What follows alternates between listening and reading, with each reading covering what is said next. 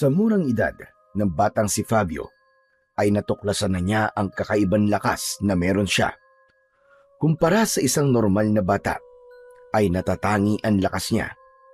Kaya niyang bumuhat ng isang troso at walang kahirap-hirap niyang napagsasabay na buhatin ang 2 timbang tubig kapag inuutusan siyang mag-igib ng kanyang inang si Elvira sa poso ng kanilang kapitbahay. Hindi yun naging lingid sa kaalaman ng mga tao sa lugar nila. Kaya naman, marami ang tuwang-tuwa at humahanga sa batang si Fabio. Ngunit ang kakaibang kakayahan na yon ni Fabio ay labis na tinututulan ni Elvira na gamitin niya sa dahilang hindi nito sinasabi. Isang umaga, napapalibutan si Fabio ng mga tao sa baryo nila habang sa tabi niya ay naroon ang isang malaking bato na halos kasing taas niya. Isang lalaki ang sumigaw at sinabi na kapag nabiyak ni Fabio ang batong yon gamit ang sarili niyang lakas, ay bibigyan siya nito ng isang supot na candy. Napatingin si Fabio sa mga nakapalibot sa kanya. Sa totoo lang, hindi niya maintindihan kung bakit ganun na lang kasabik ang mga yon na makita siyang gumagamit ng kanyang pambihirang lakas. Patuloy sa pambubuyo ang mga tao kay Fabio hanggang sa tinignan na niya ang bato at saka siya huminga ng malalim. Inisip niya ang isang supot ng candy na ipinangako sa kanya. Kaya naman, mariin niyang ikinuyom ang isa niyang kamao at ubod lakas na nagpakawala ng isang malakas na suntok. Nagulat ang lahat nang mabitak sa gitna ang bato. Isang maikling katahimikan ang namayani bago nagkaroon ng masayang sigawan at palakpakan ang mga taong naroroon. Napangiti naman si Fabio. Natuwa siya sa reaksyon ng mga tao. Pero nagulat siya nang biglang dumating ang kanyang nanay na si Elvira na madilim ang muka. Tumayo si Elvira sa tabi ni Fabio at galit na tumingin sa mga taong naroroon. Kayong lahat, pwede bang tigilan niyo na ang anak ko? Hindi siya laruan, kaya't huwag niyo siyang ginagawang katatawanan at pampalipas ng oras niyo. Mga bwisit kayo! Marahas na inablot ni Elvira sa braso si Fabio at walang imik siya nitong hinila pauwi sa kanilang bahay. Pagdating nila sa bahay, ay padabog na isinara ni Elvira ang pinto at hinarap ang batang si Fabio. Fabio anak, bakit mo naman ginawa yun? Bakit mo sinusunod ang mga walang kwenta at kabuluhang sinasabi ng mga taong yun? Kasi po, sabi po nila, kapag nabiyak ko po yung bato, bibigyan daw po nila ako ng candy. Gusto nilang makita kung talagang malakas ako. Pinagbigyan ko lang naman po sila, Nay. Wala naman po masama ron, di ba? Ilang beses ko bang sasabihin sa'yo? Hindi mo pwedeng ipakita ang kakaiba mong lakas sa ibang tao. Kapag palagi mong ginagawa yan, ay darating ang panahon na kakatakutan ka ng lahat. Pero Nay, hindi naman po sila natatakot sa akin eh. Natutuwa pa nga po sila. Aliw na aliw po sila sa akin. Kasi iba po ko sa mga bata dito sa baryo. Umiling si Elvira. May lungkot na lumukob sa mga mata nito. Hindi nagtagal, lumapit ito kay Fabio at hinawakan siya sa magkabilaang balikat. Fabio, makinig ka. Bata ka pa, kaya natutuwa pa sila sa'yo. Pero pagdating ng araw, anak, hindi na sila matutuwa sa'yo. Mag-iiba na ang tingin ng lahat sa'yo. Magtataka sila, matatakot, at baka pagdudahan ka pa nila, anak. Alam mo ba kung anong iniisip ng mga tao sa isang tao may kakaibang lakas? Ano po, Nay? Iniisip nila na gumagamit ito ng kapangyarihang itim. At kapag ganun ang iniisip nila, ay magagalit at matatakot na silang lahat sa iyo, anak. Anak, kaya nakikiusap ako. Simula ngayon, pinagbabawalan na kitang gamitin ang kakaibang lakas sa kahit na anong bagay. Nagkakaintindihan ba tayo, Fabio? Pero Nay, Nagkakaintindihan ba tayo, Fabio? Mangako ka sa akin, anak, na hindi mo nagagamitin ang kakaiba mong lakas na yan. opo, nangangako po ko. Labag man sa kalooban, ay pumayag na lamang si Fabio sa gustong mangyari ng nanay niya. Nagtataka siya kung bakit gano'n na lang kalaki ang takot ng kanyang ina. Naisip niya na ano pang silbi ng lakas niya kung hindi rin naman niya magagamit yon. Lumaki si Fabio sa isang maliit na baryo na malapit sa paanan ng isang aktibong bulkan. Sa edad niyang yon ay sadyang naiiba siya sa ibang bata. Hindi siya nagkakasakit, hindi nakakaramdam ng pagod at higit sa lahat ay sadyang napakalakas niya. Nakatira sila ng kanyang nanay sa isang bahay na gawa sa kahoy at pawid. Ang nanay ni Fabio na si Elvira ay isang labandera lamang. Bukod doon ay nagtatanim din ito ng mga gulay sa kanilang maliit na bakuran. Minsan, tinanong ni Fabio ang kanyang ina habang kumakain sila ng nilagang kamote para sa kanilang hapunan.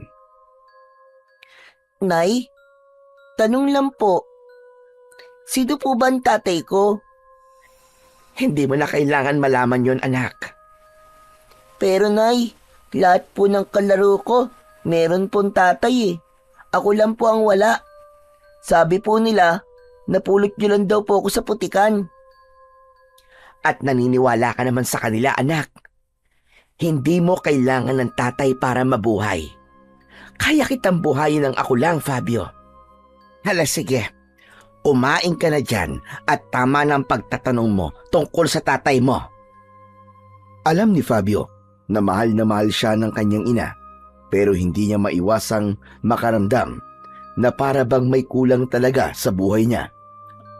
Sa tuwing makikita niya ang ibang bata na naglalaro kasama ang mga tatay ng mga ito, ay may bahagi ng kanyang puso na humihiling na sana ay meron din siyang kalaro na tatay. Sa kabila ng mahigpit na pagtutol ng nanay ni Fabio na huwag niyang gamitin ang kanyang pambihirang lakas, ay palihim pa rin ginagamit yun ni Fabio. Hindi para magpasikat, kundi upang kumita ng pera. Dahil tuwing hapon, pagkatapos ng gawain sa bahay, ay pumupunta siya sa ilog kung saan may mga kalalakihang naghahakot ng malalaking bato. Tumutulong siya sa mga yon kapalit ang maliit na halaga ng pera. May ilang tao rin na nagpapabuhat sa kanya ng ibang mabibigat na bagay, gaya ng troso, gamit sa bahay at kung ano-ano pa, at sinisingil niya ang mga yon. Sa bawat araw na lumilipas, unti-unting lumalaki ang naiipong pera ni Fabio. Itinatago niya yon sa isang lumang lata na nasa ilalim ng kanyang papag. Hindi siya nag-iipon para sa sarili, kundi upang makabili siya ng bagong tsinelas para sa nanay niya. Napansin niya kasi na butas na ang tsinelas ng nanay Elvira niya at sobrang luma na nun. Alam niya na may pambili naman ng tsinelas ang nanay niya, pero mas pinipili nitong huwag bumili dahil mas inuuna nito ang mga gastusin nila sa bahay gaya ng pagkain. Isang hapon, masiglang pumasok si Fabio sa bahay nila mula sa pakikipaglaro sa labas. Ngunit nawala ang saya niya nang makita niya ang kanyang ina na nakatayo sa tabi ng lamesa. Hawak nito ang lumang lata na pinag-iipunan niya ng pera. Bukas yun at nakalatag sa ibabaw ng lamesa ang mga baryang matagal na niyang iniipon. Pansin niya ang galit sa mukha ng kanyang ina. Nay, bakit niyo po binuksan ang alkansya ko? Fabio, sabihin mo, saan galing ang mga pera na ito? Nanuyo ang lalamunan ni Fabio. Alam niyang wala na siyang ligtas. Hindi niya inakalang matutuklasan ng kanyang ina ang kanyang sikreto bago pa niya ito maibili ng bagong tsinelas. Nay, nag-iipon lang po kasi ako eh. Paano ka makakapag-ipon ng pera? Wala ka pang pasok sa eskwela, kaya hindi kita binibigyan ng baon. Saan ka kumukuha ng pera, Fabio? Napayuko si Fabio. Hindi niya alam kung paano sasagutin ang tanong ng kanyang ina. Alam niyang hindi siya marunong magsinungaling, pero nag-isip pa rin siya ng dahilan na hindi siya mapapagalitan ng kanyang ina. Wag na wag kang magsisinungaling sa akin, Fabio. Hindi kita tinuruan na maging sinungaling.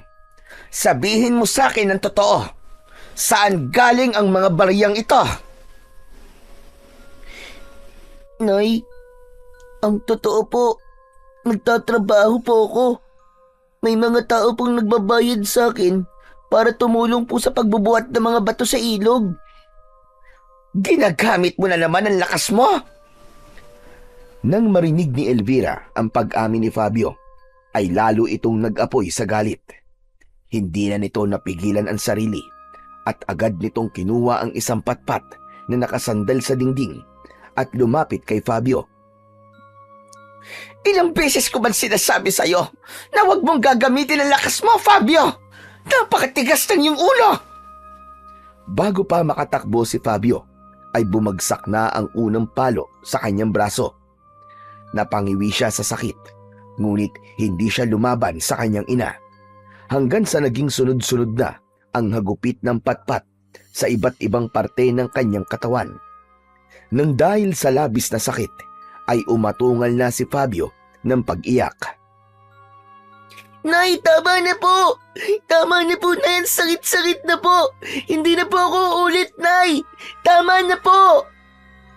Ngunit hindi huminto si Elvira. Patuloy lang ito sa pagpalo kay Fabio. Bakit man tigas-tigas ng ulo mo, ha? Hindi mo ba naiintindihan ang sinasabi ko sa'yo? Ilang ulit kong sasabihin na huwag mong gagamitin ang lakas mo! Nay, para naman po sa inyo ang pera yun eh. Gusto ko po kayong bilan ng tsinelas. Kasi sira na po ang tsinelas nyo. Sa sandaling yon, ay biglang natigilan si Elvira sa pagpalo kay Fabio. Nabitiwan ito ang patpat at para bang nawalan ito ng lakas. Nanghihina itong napaupo sa sahig hanggang sa tuluyang bumagsak na ang mga luha nito. Nay, alam ko po kasi na hindi niyo po bibilan ang sarili niyo ng tsinelas. Kahit sira na po, ginagamit niyo pa rin po. Kaya ako na lang po nag-iipon para mabili ko po kayo. Fabio, anak, hindi mo kailangan gawin ito eh. Ayokong gamitin mo ang kakaiba mong lakas dahil gusto kitang protektahan. Sana'y naiintindihan mo ko, anak. Patuloy pa rin sa pag-iyak si Fabio. Hindi pa rin niya lubos na nauunawaan kung bakit gano'n na lamang ang takot ng kanyang ina sa paggamit niya ng kakaiba niyang lakas. Simula nang mangyari yon, ay hindi na muling ginamit pa ni Fabio ang kanyang kakaibang lakas. Kahit pa may mga pagkakataong gusto niyang ipakita yon, ay mas pinili niyang pigilan ang sarili. Ayaw niyang masaktan ulit at ayaw niya nang magalit ulit ang nanay niya sa kanya. Lumipas ang mga taon. Mula sa isang batang masigla at mahilig makipaglaro, ay naging isang responsableng binata na si Fabio. 12 taon ang lumipas at wala na siyang ibang inaatupag kundi ang pagtulong sa kanyang ina. Maagang bumangon si Fabio upang tumulong sa pagtatanim ng gulay sa kanilang maliit na lupain sa likod ng bahay. Siya ang nagbubungkal ng lupa, nagdidilig ng mga tanim at nag-aalaga sa mga hayop na nagbibigay sa kanila ng kabuhayan. Ang kanyang ina naman ang nag-aayos ng aning gulay. Inilalagay nito ang mga gulay sa bilao at inihahanda para ipagbenta. Sa umaga ay naglalakad si Fabio sa kanilang baryo na bitbit ang bilao ng sariwang gulay. Kilala na siya ng mga tao roon bilang isang masipag at mabait na binata na laging may ngiti sa labi habang nag-aalok ng mga paninda niyang gulay. Isang gabi, magkasalong kumakain ng hapunan sina Fabio at Elvira. Ginisang gulay at tuyo ang kanilang ulam. Karaniwang ganoon ang kanilang hapunan, pero para kay Fabio ay ayos na ang ganoon kesa sa wala silang makain na mag-ina. Habang kumakain ay panay ang sulyap ni Fabio sa kanyang ina dahil may nais siyang sabihin dito, ngunit kulang siya sa lakas ng loob. Hindi nagtagal ay nagsalita na siya dahil alam niya na dadalhin niya yon hanggang sa kanyang pagtulog. Nay, may gusto po sana akong sabihin sa inyo eh. Matagal ko na po kasing iniisip to. Nay, ano po kasi, gusto ko po sanang mag-aral ng kolehiyo. Kahit 2 taong kurso lang po. Kahit po vocational. Basta may mapasukan po akong trabaho balang araw. Fabio anak, alam mo namang wala pa tayong pera para sa ganyan. Ang kinikita natin sa gulay ay sakto lamang sa pang-araw-araw natin. Paano natin pagkakasyahin yon kung mag-aaral ka pa sa kolehiyo? Napayuko na lang si Fabio. Alam niyang yon ang isasagot ng kanyang ina, pero hindi pa rin siya nawalan ng pag-asa. Nay, meron po palang perya sa bayan ngayon. Nakita ko po kanina sa may palengke, yung mga tarpaulin po nila. May mga nagpapalabas daw puro na mga taong may kakaibang kakayahan. Mga malalakas, malalambot ang buto, o kaya yung mga parang hindi normal ang katawan. Naalala ko lang po, Nay. Ano po kaya kung subukan ko po magtrabaho ron? Hindi po ba nung bata po ko ay meron po akong kakaibang lakas? Baka magamit ko po yun, Nay, para kumita po ng pera at makapag-ipon para po sa pag-aaral ko. Fabio, hinding-hindi mo kailangan gawin yan. Ano sa tingin mo mangyayari kung ipapakita mo ulit sa mga tao ang kakaiba mong lakas? Papalakpakan ka? Hahangaan ka? Hindi. Gagawin lang nilang katatawanan ang sarili mo. Tatawagin kang halimaw. Napakuyom ang mga kamao ni Fabio dahil sa sinabi ng kanyang ina. Pero Nay, maganda naman po ang intensyon ko sa paggamit ko ng kakaiba kong lakas eh. Hindi naman po ako magnanakaw o mga argabyado ng ibang tao. Gusto ko lang po talagang makapag-aral, Nay. At kung ang paraan lang po para magawa ko yun ay gamitin ang lakas ko, ay bakit hindi ko po pwedeng gawin yun? Matagal mo nang hindi ginagamit ang kakaiba mong lakas, Fabio. At gusto kong habang buhay mo lang gawin yan. Hindi mo kailangan ipakita yan sa kahit na sino.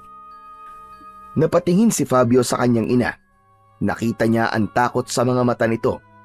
Isang takot na hanggang sa oras na yon ay hindi niya lubos maunawaan. Para bang may nakikita itong panganib na hindi niya nakikita. Nang gabing yon, hindi na muling nagsalita pa si Fabio tungkol sa kanyang pangarap na makapagpatuloy sa pag-aaral dahil alam niya na palagi na lang siyang kokontrahin ng kanyang ina. Isang umaga na matindi ang sikat ng araw, basa na ng pawis ang damit ni Fabio. Abala sila ng kanyang nanay sa pagtatanim ng mga bagong binhi ng gulay sa kanilang taniman. Habang inaayos ni Fabio ang isang hanay ng tanim, ay nagsalita si Elvira nang hindi tumitingin sa anak. Narinig mo na ba ang balita sa kabilang baryo? Hindi pa, Nay. Bakit po? Ano po bang nangyari sa kabilang baryo? May nahuli na naman po ba ng asawa na nangangaliwa? O may nag-away dahil po sa chismis? Wala sa mga sinabi mo. May mga umaataking aswang daw doon, anak. Ilang gabi nang may nawawalang tao. Yung iba naman, natatagpuan nga pero patay na. Tapos parang nilaparaw ng isang mabangis na hayop. Pero Nay, totoo po ba ang mga aswang? Totoo ang aswang, Fabio. Hindi lang aswang, pati ang mga engkanto, lamang lupa at kung ano-anong nilalang na mahirap paniwalaan. Napatingin si Fabio sa kanyang ina. Hindi niya alam kung bakit pero parang may ibang bigat ang boses nito. Nay, bakit po parang siguradong-sigurado po kayong totoo sila? Nakakita na po ba kayo ng mga ganong nilalang? Hindi lang mga ganong nilalang ang nakita ko, anak. Ano pa po ang nakita nyo, Nay? Huwag ka na magtanong. Basta totoo sila. Sinabi ko lang yun sa'yo para mag-ingat ka, anak. Dahil hindi malabong mapunta rin dito ang mga aswang na yon. Huwag ka na magpapagabi sa labas, ha? Ang hilig mo pa namang tumambay sa may paanan ng bulkan. Hindi na muling nagtanong pa si Fabio, pero sa loob-loob niya ay may bumangong kuryosidad. Sa paraan kasi ng pagsasalita ng nanay niya ay tila may malaki itong kaalaman sa mga nilalang na binanggit nito. Nagpatuloy na lamang si Fabio sa pagtatanim, ngunit isang bagay ang biglang pumasok sa utak niya. Natigilan siya at napatingin sa kanyang ina. Napawisan na rin habang patuloy na nagtatanim ng binhi. Nay, ang tatay ko kaya? Kailan ko po kaya siya makikita? Napahinto si Elvira sa kanyang ginagawa, ngunit agad din itong kumilos muli at sumagot ng hindi siya tinitignan na parabang ayaw nitong magtama ang kanilang mga mata. Huwag ka nang umasa, Fabio. 21 taon kang nabuhay nang wala siyang pakialam sa'yo. Ayos ka naman, hindi ba? Lumaki ka naman at humihinga ka pa rin hanggang ngayon. Nay, hindi naman po ibig sabihin na dahil lumaki akong wala siya, ay dapat habang buhay ko na po siyang hindi makilala. Hindi ko naman po kayo iiwan kung sakaling makilala ko po siya. Kung yun po ang inaalala nyo. Nay, gusto ko lang po talaga siyang makita. Bakit ba kasi bigla mong naisip yan, ha? Ano bang mapapala mo kung makikilala mo siya? May maitutulong ba siya sa pagpapalaki ko sa'yo? Ni anino niya, hindi mo nakita. May karapatan naman po siguro ako malaman kung sino siya o nasan siya, Nay. Kaya Nay, pakiusap naman po. Sabihin niyo po sa akin kung paano ko po siya makikita. Sabihin niyo po sa akin ang totoo, Nay. Kung gusto mo ng totoo, Fabio, sige. Eto ang katotohanan. Patay na ang tatay mo. Kaya tumigil ka na sa pangarap mong makikita mo pa siya. Napalunok si Fabio. Hindi niya alam kung ano ang kanyang mararamdaman. Maya-maya ay umiling siya habang nangingilid ang luha. Hindi po ako naniniwala. Kung patay na siya, saan po siya nakalibing? Hindi siya rito nakalibing. Nang mamatay ang tatay mo, ay kinuha ng pamilya niya ang katawan niya. At doon siya inilibing sa probinsya nila na malayo rito. Kaya ang gusto ko, simula ngayon anak, ay tumigil ka na sa ilusyon mong magkita pa kayo ng walang kwenta mong ama. Magsasalita pa sana si Fabio, pero biglang tumayo si Elvira at malalaki ang mga hakbang na naglakad ito palayo. Iniwan ito si Fabio na mag-isa sa gitna ng kanilang taniman. Sa kabila ng sinabi ng kanyang ina, tila ayaw tanggapin ng puso ni Fabio na patay na ang kanyang ama. Tila may parte ng utak niya na nagsasabi na sinabi lang yon ni Elvira para huminto na siya sa pagtatanong. Isang umaga, maagang nagising si Fabio. Agad niyang inayos ang mga gulay na ilalako niya para sa araw na yon. Matapos mag-almusal, ay sinimulan na niya ang paglalako ng mga gulay. Isang umpukan ng mga tao ang nakita niya. Lumapit siya roon upang alukin ng gulay ang mga tao. Pero napahinto siya nang marinig ang pinag-uusapan ng mga taong naroroon. Ayon sa isang babae, ay pinasok daw ng mga aswang ang bahay ni Mang Lando kagabi. Tanging si Manlando lang daw ang nakaligtas at napatay ng mga aswang ang asawa at 2 nitong anak na parehas lalaki. Napalunok si Fabio at naramdaman niya ang panlalamig ng buo niyang katawan.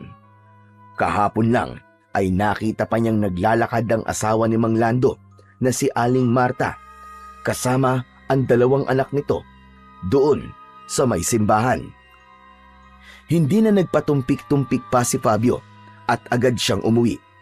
Pagdating niya sa kanilang bahay, ay nadatnan niyang abala ang kanyang ina sa pagsisiga ng tuyong daon at sanga sa harapan ng kanilang bakuran. Oh, Fabio anak, ano't bumalik ka kagad nang hindi ka yata nakakabenta? May nakalimutan ka ba? Nay, totoo nga pong sinabi nyo na darating po ang araw na mapupunta po dito sa baryo natin ang mga aswang. Anong ibig mong sabihin, anak? Nay, narinig ko po dun po sa kwentuhan ng mga tao na pinasok daw po ng mga aswang ang bahay ni Mang Lando. Tapos, si Mang Lando lang daw po ang nabuhay. Diyos ko, mabagin langit. Nakakakilabot naman yan, anak. Kaya nga't simulat sa pool, sinasabi ko na sa iyo, Fabio, wag na wag kang lalabas tuwing gabi. Wag kang tatambay sa kung saan-saan. Dahil hindi natin alam kung sino ang susunod nilang magiging biktima. Napatingin si Fabio sa paligid. Sa kauna-unahang pagkakataon ay nakaramdam siya ng takot sa baryo kung saan siya isinilang at lumaki. Pakiramdam niya tuloy, simula sa araw na yon, ay hindi na magiging normal ang kanilang mga gabi. Natakot siya na baka sa mga susunod na gabi ay bahay naman nila ang pasukin ng mga aswang na kumitil sa buhay ng pamilya ni Mang Lando. Mula nang umatake ang mga aswang sa pamilya ni Mang Lando, ay nagsimula na ang lagim sa baryo ni na Fabio. Halos gabi-gabi ay may mga bahay na bigla na lang pinapasok ng mga aswang. Sa umaga naman ay may bangkay na nakikita na gutay-gutay ang katawan at halos wala ng dugo. Dahil sa matinding takot, nagdesisyon ang mga taga-baryo na gumawa ng iba't ibang paraan upang protektahan ang kani-kanilang mga sarili. Isa sa mga pinakakaraniwang paniniwala ay ang asin na pinaniniwala ang kinatatakutan ng mga aswang. Kaya bago dumilim ay makikita ang bawat pamilya na naghahagis ng asin sa paligid ng kani-kanilang mga bahay. At maging sa bintana at pintuan ay naglalagay ang mga ito. Nagsimula yung isang malawakang ritual na isinasagawa tuwing palubog na ang araw. Hindi rin naging kampante sina Fabio at Aling Elvira. Matapos makarinig ng usap-usapan sa bayan na ang buntot ng pagi ay mabisang pantaboy ng aswang, ay agad na bumili si Aling Elvira ng isa. Isinabit nito ang buntot ng pagi sa pintuan ng kanilang bahay, katabi ng bawang at isang lumang krus na yari sa kahoy. Kahit papano, siguro naman ay hindi na tayo papasukin ng mga halimaw na yon. Nakakatakot na talaga rito sa baryo natin, anak. Kung may ibang lugar lang sana tayo mapupuntahan, ay doon na tayo. Pero wala. Sana nga, Nay, gumana yan. Kasi kung makakapasok pa po sila rito, ay sayang naman po ang binili niyong buntot ng pagi kung wala naman palang epekto. Walang kaso ang gumastos, anak, kung buhay naman natin ang nakasalalay. Habang tinititigan ni Fabio ang buntot ng pagi na nakalaylay sa pinto, ay hindi niya maiwasang magtanong sa sarili kung hanggang kailan sila mabubuhay nang ganun na palaging nangangamba at natatakot sa tuwing sasapit ang gabi.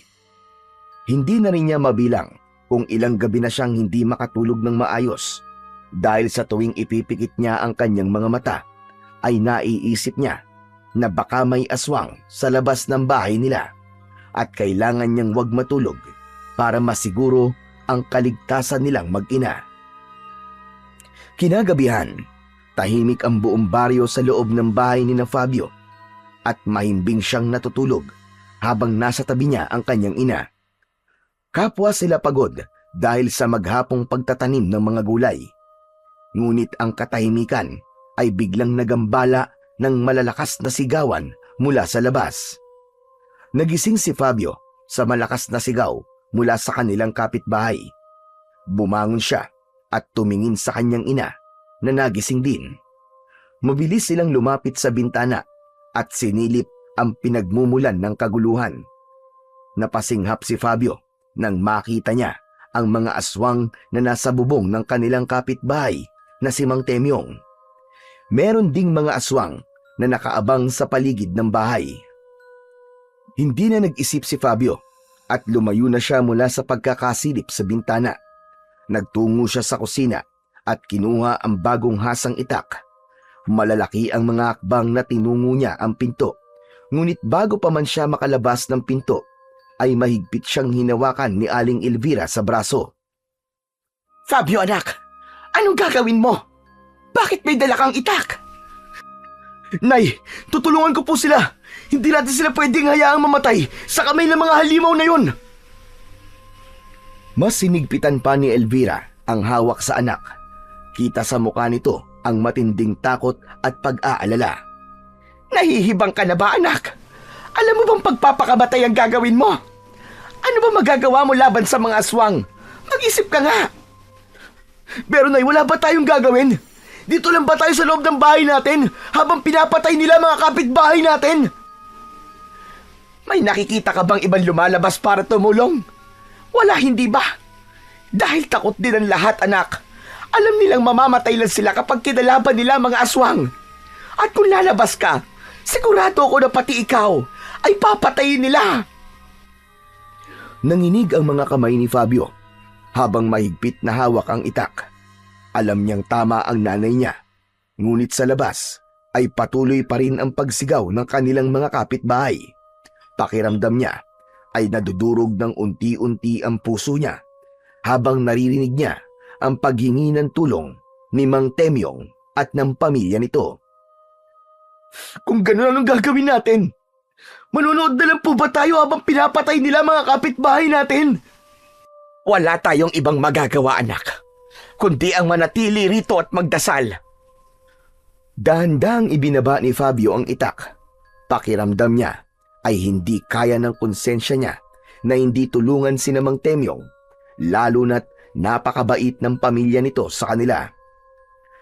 Lumapit si Elvira sa maliit nilang altar at sinindihan nito ang nag-iisang kandila na naroroon. Walang nagawa si Fabio kundi ang lumapit sa nanay niya. Sabay silang lumuhod sa harapan ng altar upang manalangin. Ama naming nasa langit, iligtas mo po kami sa mga aswang at huwag mo pong hayaan na mapasok nila ang aming tahanan. Iligtas niyo rin po ang pamilya ni Mang Temyong na kasalukuyan pong inaatake ng aswang. Sana po ay makaligtas sila. Sana po ay matapos na ang bangungot na ito sa aming baryo, Panginoon. Kami po ay nagsusumamo sa inyo, Panginoon. Iligtas niyo po kaming lahat. Patuloy na nagdarasal pa rin si Aling Elvira. Ngunit kahit na anumang pilit ni Fabio na ituon ng isip sa panalangin, ay hindi niya magawang baliwalain ang mga sigaw na nagmumula sa bahay ni Mang Temyong. Pinilit niyang ipikit ang kanyang mga mata at pilit niyang itinuon ang atensyon sa pakikinig sa boses ng kanyang ina na paulit-ulit na bumibigkas ng panalangin. Ngunit habang lumilipas ang bawat segundo, mas lalo lamang naninindig ang balahibo ni Fabio. Mas lalong bumibigat ang kanyang dibdib. Para bang may isang tinig na bumubulong sa kanya na nagsasabing hindi siya maaaring manatili roon at walang ginagawa. Hanggang sa hindi na talaga napigilan ni Fabio ang sarili at mabilis siyang tumayo mula sa pagkakaluhod. Mabilis niyang kinuha ang itak, pero nang palabas na siya ng pinto ay humarang kagad sa kanya si Aling Elvira. Fabio, bakit ba hindi ka marunong makinig sa akin? Nay, hindi ko kayang walang gawin. Hindi ko kayang hayaan lang si Mang Temyong na patayin ng mga aswang. At anong magagawa mo laban sa mga aswang, anak? Gusto mo rin bang mamatay? Huminga ng malalim si Fabio. Alam niyang pagsasayang ng oras kung magpapaliwanag pa siya sa kanyang ina. Magpatuloy na lang po kayo sa pagdarasal, Nay. Ipagdasal niyo po na manalo po ako sa mga aswang at makauwi ako ng buhay dito. Hindi, Fabio. Hindi ka lalabas ng bahay. Dito ka lang. Nanay mo ko at ako ang susundin mo. Ngunit hindi na ito pinakinggan ni Fabio. Agad lumabas ng kanilang bahay habang mahigpit na hawak ang itak. Fabio! Fabio, bumalik ka rito! Fabio! Pero hindi na lumingon pa si Fabio sa kanyang ina. Hindi na siya maaaring umatras. Habang patuloy ang sigawan sa bahay ni Mang Temyong, ay naisip niyang panahon na para ipakita kung sino siya at kung ano ang kaya niyang gawin. Mabilis na naglakad si Fabio papunta sa harapan ng bahay ni Temyong. Naririnig pa rin niya ang mga sigaw ng mag-anak mula sa loob na halos mawalan na ng pag-asa. Alam niyang wala nang ibang tutulong sa mga ito kung hindi siya. Nang makalapit si Fabio sa bahay ni Temyong ay agad niyang napansin ang dalawang nilalang na nakadapa sa bubungan ng bahay. Ang kanilang mga mata ay pula at ang mahahabang kuko ng mga yon ay nakaumang sa bubong na tila anumang sandali ay handa nang sumalakay ang mga yon. Sa magkabila ang gilid naman ng bahay ay may dalawa pang aswang na nag-aabang. "Hoy! Mga pangit na aswang! Ako ang harapin nyo! Bumaba kayo dyan!"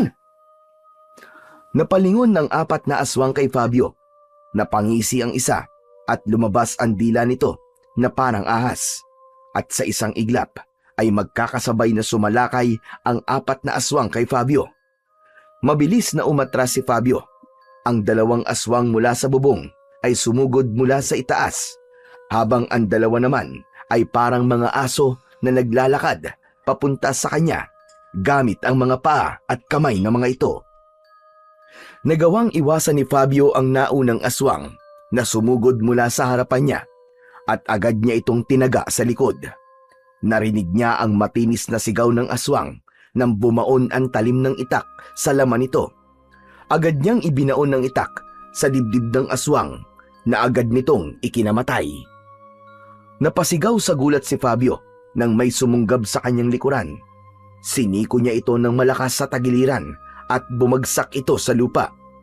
Mabilis siyang lumingon at hinawakan niya ito sa leeg gamit ang isang kamay. Habang hawak ni Fabio ang aswang ay may naramdaman siyang kakaiba. Nang dumikit ang balat niya sa halimaw ay napasigaw ito at naramdaman niyang umiinit ang palad niya. Nagpumiglas ang aswang na parabang napapaso ito sa palad ni Fabio. Labis na nagimbal si Fabio sa kanyang natuklasan, pero wala siyang oras para mag-isip. Isa pang aswang ang biglang sumunggab sa kanya mula sa kaliwa. Nakabuka ang bibig nito ng malaki at handa na siyang sagpangin. Mabilis siyang umiwas at iniharang niya ang aswang na hawak niya. Tumama rito ang aswang na susunggab sana sa kanya. Mabilis niyang tinapos ang buhay ng dalawang aswang gamit ang kanyang matalas na itak. Parehas niyang nilaslas ang leeg ng mga yon. May pagtatakang tinignan ni Fabio ang mga palad niya. Ramdam niya pa rin ang init na nagmumula roon. Kaya nang umatake ang natitirang aswang, ay hinawakan niya ang muka nito at nangisay ito habang sumisigaw. Sinamantala niya ang pagkakataon na yon at paulit-ulit niyang sinaksak sa tiyan ang aswang hanggang sa binawian na yon ng buhay. "Ha! Mga siraulo kayo! Mga anak kayo ng teteng! Wala pala kayong binatbat sa akin eh! Ang hihina niyo pala eh! Partida pa yan ha! 4 kayo! Mag-isa lang ako!" Hingal na hingal si Fabio. Ang paligid ay nabalot ng dugo mula sa mga aswang, hanggang sa naramdaman niya ang mga matang nakatingin sa kanya. Nang lumingon siya, ay nakita niya ang mga tao na nakasilip sa bintana ng kani-kanilang mga bahay. Meron ding mga nakadungaw sa mga pintuan. Tila hindi makapaniwala ang mga yon sa ginawa ni Fabio. Napayuko si Fabio at mabilis siyang naglakad pabalik sa bahay nila. Puno ng dugo ang katawan at damit niya mula sa mga aswang. Ngunit sa kabila ng matinding laban, ni isang galos ay wala siyang nakuha. Pagkapasok ni Fabio sa bahay nila, ay bumungad kagad sa kanya ang malamig at matalim na tingin ng kanyang ina na si Aling Elvira. Hindi ito kumikibo, ngunit ramdam niya ang bigat ng tingin nito sa kanya. Sana masaya ka sa ginawa mo, Fabio. "Ano bang dapat kong maramdaman, Nay? Hindi ba dapat masaya po ako kasi nailigtas ko si Temyong at napatay ko pa ang 4 na aswang?" Oo nga, napatay mo nga sila. Pero ginamit mo naman ang kakaiba mong lakas. Hindi ba? Bata ka pa lang ay pinagbawalan na kitang gamitin yan sa kahit na anong paraan. Napakatigas talaga ng ulo mo. At ano naman po masama ron, Nay? Hindi ba dapat nating ipagpasalamat na kaya kong lumaban sa mga halimaw na yun? Alam mo bang nakita ka ng maraming tao, anak? Alam mo bang nagtataka na naman sila kung bakit napakalakas mo, Fabio? Bakit ba ang iniisip niyo, Nay, ay ang sasabihin ng ibang tao? Hindi ba dapat masaya kayo na may nailigtas akong buhay? Napatingin sa kanya si Aling Elvira. Ngunit hindi ito sumagot. Pero oo nga, Nay. Gusto kong malaman. Bakit nga ba ako malakas? Alam kong alam niyo po ang sagot sa tanong kong ito. Bata pa lang po ako ay ganito na ako. Hindi niyo man lang sinubukang ipaliwanag sa akin kung bakit ako kakaiba. Ngayon, Nay, panahon na po siguro. Sabihin niyo po sa akin. Bakit nga ba, Nay? Bakit ako malakas? Nanatiling tahimik si Aling Elvira. Halata sa mukha nito na may gusto itong sabihin. Ngunit sa huli ay napabuntong hininga na lamang ito at tumalikod. Tinawag ito ni Fabio pero hindi siya nito nilingon at diretso itong pumasok sa kanilang kwarto sabay sarado ng pinto. Napakuyom ng kamao si Fabio. Alam niyang may hindi sinasabi sa kanya ang nanay niya. Ramdam niyang alam nito kung bakit bata pa lang siya ay taglay na niya ang kakaibang lakas na yon. Kinaumagahan sa almusal ay walang imikan sina Fabio at Aling Elvira. Palihim na sinusulyapan ni Fabio ang kanyang ina at nakita niyang nakayuko ito at tila walang balak na makipag-usap. Napabuntong hininga siya. Alam niyang hindi pa rin ito nagustuhan ang ginawa niyang pakikipaglaban sa mga aswang. Nabasag ang katahimikan sa katok sa kanilang pinto. Tumayo si Fabio at binuksan niya ito. Bumungad sa kanya si Mang Temyong na may dalang dalawang plastik na may laman na mga isda at karne ng baboy. Fabio, tanggapin mo sana ito. Alam kong hindi sapat ang mga ito para tumbasan ang ginawa mong pagliligtas sa amin. Pero ito lang kasi ang kaya naming ibigay sa iyo, kapalit ng ginawa mo para sa akin at sa aking pamilya. Aba, Mang Temyong, hindi niyo na po kailangan gawin to. Hindi po ako humihingi ng kapalit sa pagtulong ko po sa inyo kagabi. Bukal po sa loob kong ginawa kong yun. Fabio, hayaan mo na ako sa pagbibigay ko ng mga ito sa iyo. Kung hindi dahil sa iyo, baka wala na kami ng pamilya ko ngayon. Utang namin sa iyo ang buhay namin. Sa narinig na yon, ay gumaan ng gusto ang pakiramdam ni Fabio. Noon lang siya nakatanggap ng ganong klaseng pagpapahalaga. Napagtanto niya na baka sumama pa ang loob ni Mang Temyong kapag hindi niya tinanggap ang dala nito, kaya't kinuha na niya ang mga yon sa matanda. Kung mapilit po kayo maraming salamat po, Mang Temyong. May pang-ulam na po kami nito ni Nanay mamayang tanghali at gabi. Muling nagpasalamat si Mang Temyong kay Fabio bago ito umalis. Sinundan niya ng tingin ang papalayong matanda. Kusang sumilay ang matamis na ngiti sa kanyang labi. Hindi nagtagal ay bumalik na si Fabio sa pagkainan para ituloy ang pag-aalmusal. Napansin niya na tahimik pa rin ang kanyang ina. Hindi man lang ito tumitingin sa kanya, pero ipinagdasal niya na sana ay magbago na ang damdamin ng nanay niya sa paggamit niya ng kakaiba niyang kakayahan matapos nitong marinig ang mga sinabi ni Mang Temyong sa kanya kanina. Sa mga sumunod na gabi ay patuloy na lumaban si Fabio sa mga aswang na sumasalakay sa kanilang baryo. Nilabanan niya at pinatay ang mga aswang na umaatake sa kanilang baryo at sa mga tao. Hindi na siya pinigilan pa ni Aling Elvira, ngunit ramdam niyang hindi pa rin ito sang-ayon sa ginagawa niya. Sa bawat laban na kinakaharap niya, lalong lumalakas ang loob ni Fabio at mas lalo pa siyang lumalakas. Dahil sa kabayanihan ni Fabio ay hinangaan siya ng mga tao.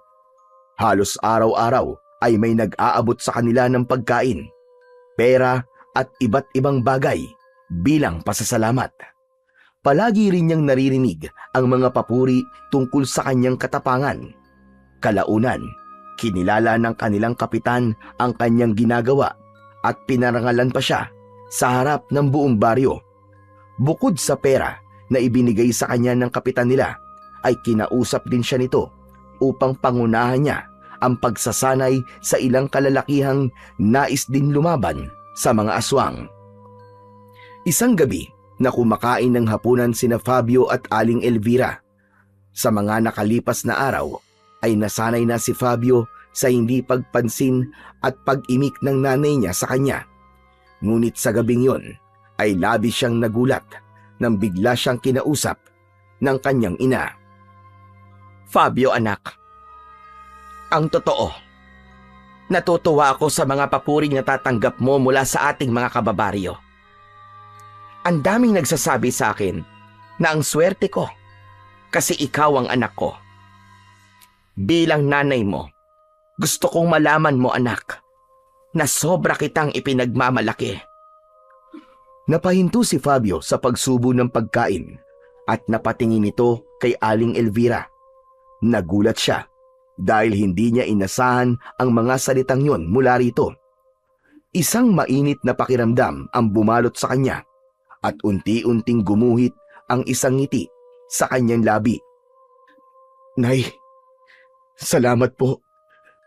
Hindi niyo po alam, Nay, kung gaano po ako kasaya na malaman po na proud po pala kayo sa akin.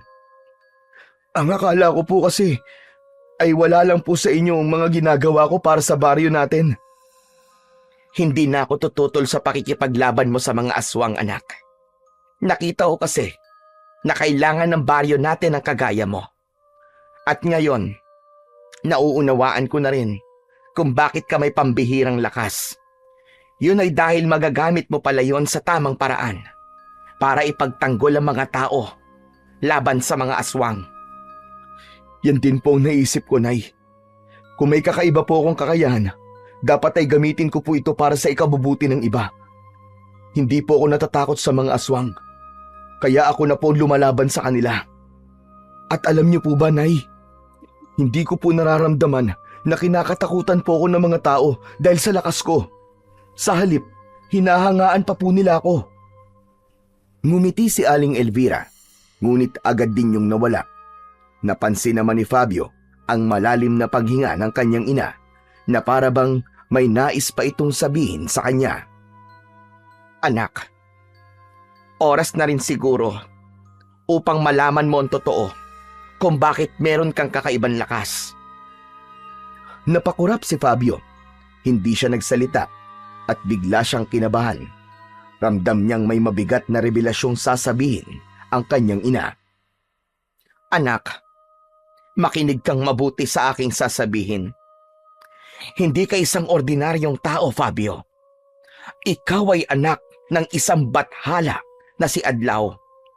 Siya ay isang bathala na nakatira sa bulkan dito sa ating lugar. Ano, Nay? Anak po ko ng isang bathala? Nay, ano po bang sinasabi niyo? Noon, anak, ay may nakilala akong isang binata. Pinaibig niya ako at minahal ko rin siya ng buong puso ko, anak. Ngunit nang mabuntis niya ako, ay sa kanya sinabi sa akin kung sino talaga siya. Ipinakita niya sa akin ang totoo niyang anyo. Sinabi niyang nais lamang niyang magkaroon ng anak sa isang tao.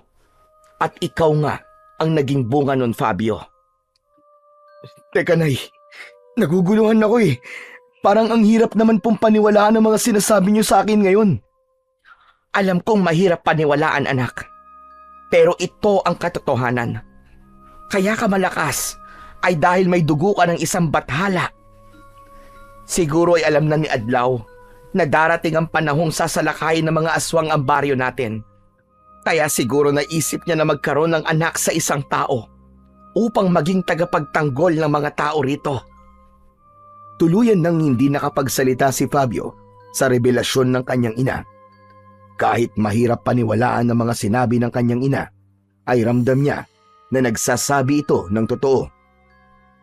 May sayang sumibol sa puso niya dahil sa wakas ay nagkaroon na ng kasagutan ang matagal niya ng tanong kung sino ang tatay niya at bakit siya may pambihirang lakas. Bago matulog sa gabing yon, ay lumapit si Fabio sa nakabukas na bintana ng bahay nila. Dumungaw siya roon at mula roon ay tinanaw niya ang napakataas na bulkan sa hindi kalayuan. Hindi pa rin siya makapaniwala ng gusto na ang tatay niya pala ay isang bathalang nakatira sa bulkan na yon. May posibilidad man na ginawa lang siya ng kanyang ama upang maging isang mandirigma laban sa mga aswang, ay wala siyang galit o hinanakit para dito. Bagkus, nauunawaan na niya ang lahat matapos ang naging pag-uusap nila ng kanyang ina. Napabuntong hininga si Fabio, saka pabulong na nagsalita habang nakatanaw sa bulkan. Hindi kita personal na nakilala, Ama. Pero salamat po sa buhay at lakas na ibinigay niyo po sa akin. Huwag po kayo mag-alala, kasi ginagamit ko po ang ibinigay niyo sa akin para ipagtanggol ang mga tao dito sa baryo namin. Kaya sana ay masaya ka po sa ginagawa ko.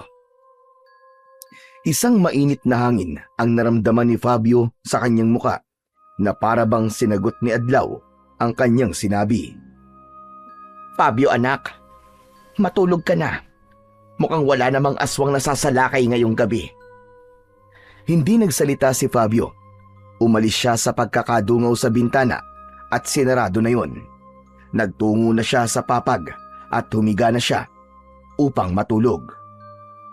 Simula nang matuklasan ni Fabio ang kanyang tunay na pinagmulan, ay unti-unting nagbago ang tingin niya sa kanyang sarili. Para sa kanya, ay wala nang sino man sa baryo ang maaaring pumantay sa kanya. Ang lakas at bilis na taglay niya ay patunay na siya ay nilikha para mas maging mataas sa kahit na sino man. At habang patuloy ang mga papuri ng mga tao sa kanya, ay lalo namang lumalim ang paniniwala niyang mas mataas ang kanyang halaga kesa sa iba. Sa pagsisimula ni Fabio ng pagsasanay sa mga kalalakihang nais dumaban din sa mga aswang, ay napansin niya na ang lahat ng mga lalaki ay mahihina.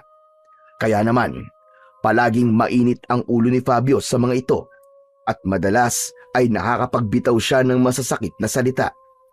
Minsan ay tinatawanan pa niya ang mga ito dahil kahit na anong gawin ng mga ito ay hindi kayang pantayan ng mga ito ang kanyang lakas.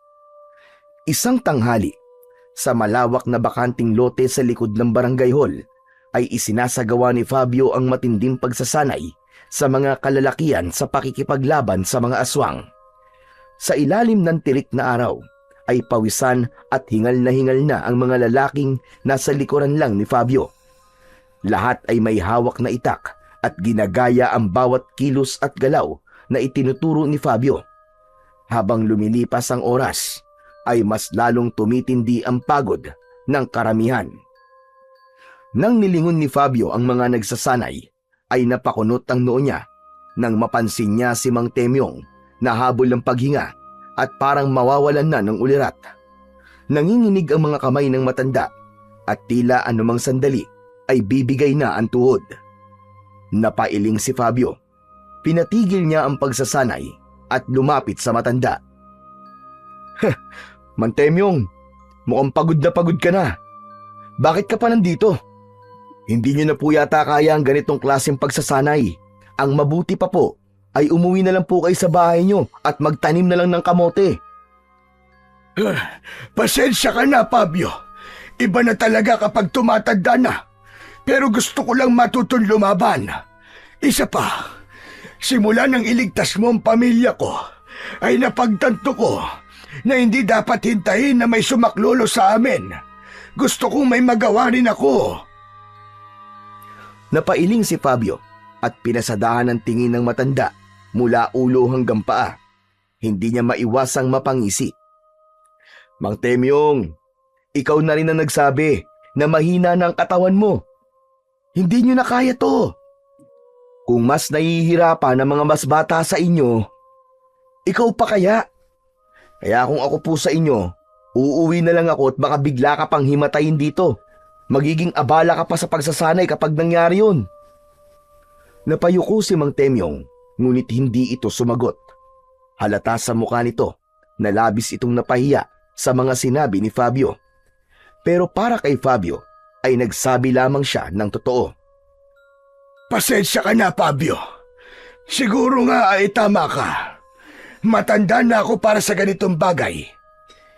Ngunit maraming salamat pa rin sa pagkakataon na hinayaan mo kong makapagsanay sa'yo. Sige, uuwi na ako sa bahay ko upang hindi na ako maging pabigat dito. O sige na po, sige na po. Kung aalis ka, umalis ka na. Sayang lang ang oras ko sa pakikipag-usap sa'yo eh. Bagsak ang balikat na naglakad palayo si Mang Temyong, dala ang itak nito.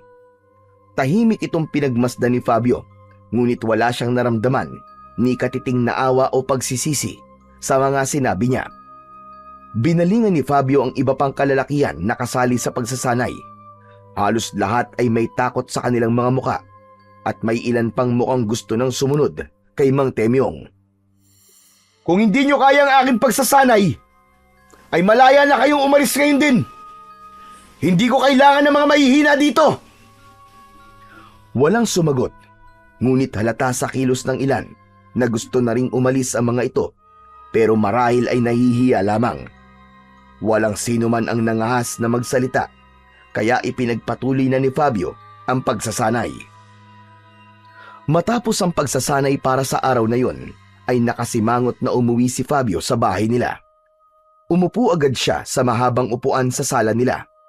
Hinubad niya ang sando niyang basa sa pawis at basta na lang yung itinapon sa saig. Nay, pakuha nga ako ng tubig. Mula sa kusina ay lumabas si Aling Elvira na may dalang isang baso ng tubig. Inabot nito yon kay Fabio.